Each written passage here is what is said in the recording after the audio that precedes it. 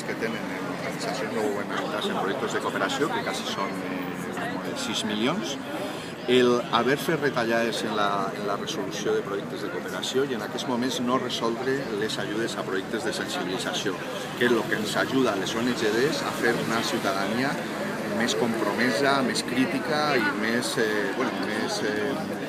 més coneixedora de la realitat de les injustícies.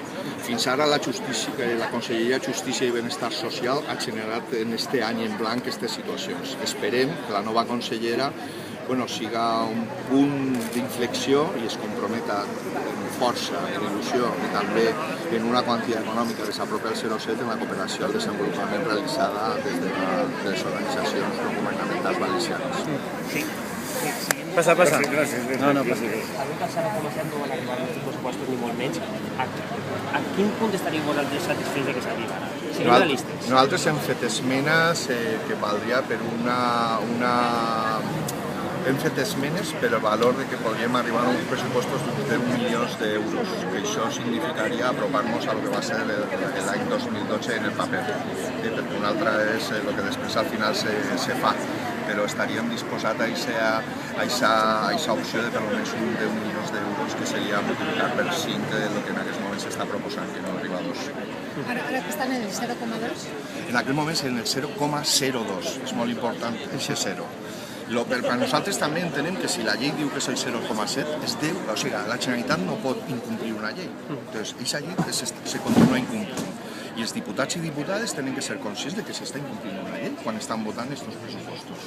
I també els consellers, en aquest cas, Cabré fins al dissabte i ara la nova consellera, tenen que ser conscients de que tenen que lluitar però que n'hi hagi un projecte de pressupostos que recollisca el 0,7. I si no, en el Pacte Valencià contra la Pobresa poder fer un acord per a poder avançar al 2015, al 2016.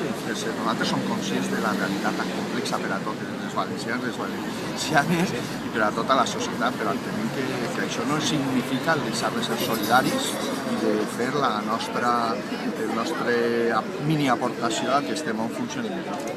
En la convocatoria, anunciaréis ya este cambio de esta nueva imagen de la Generalitat Valenciana.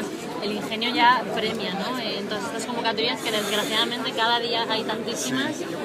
Bueno, sí, la verdad es que el ingenio lo hemos agudizado y lo tendremos que seguir agudizando, pero es una forma de explicitar que los presupuestos más insolidarios están en estos momentos en las Cortes tramitándose. Y es verdad que, que la Consellería de Injusticia y Malestar Social daba mucho juego.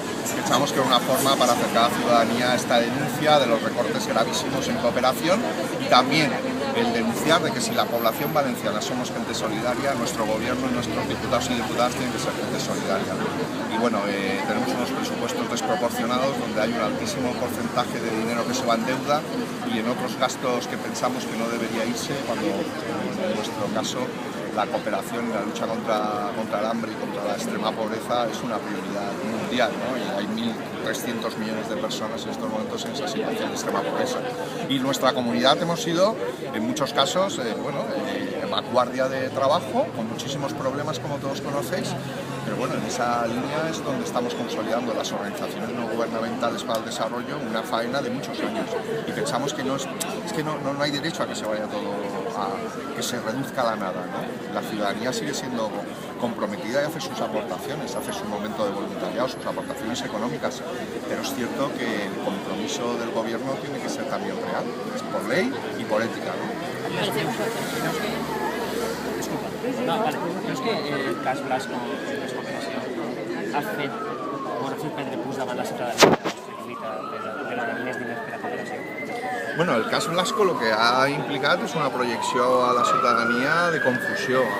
El cas d'uns directius dirigits presumptament per que era el conseller, unes empreses i aprofitant-se d'algunes ONGs o algunes organitzacions en forma d'ONGs, han projectat una imatge que no és la realitat de la cooperació valenciana. La cooperació valenciana està plena d'organitzacions que porten anys i anys treballant en el marc de la professionalitat, de la transparència, de l'eficàcia i de l'eficiència de l'ajuda oficial, i no ha hagut cap problema.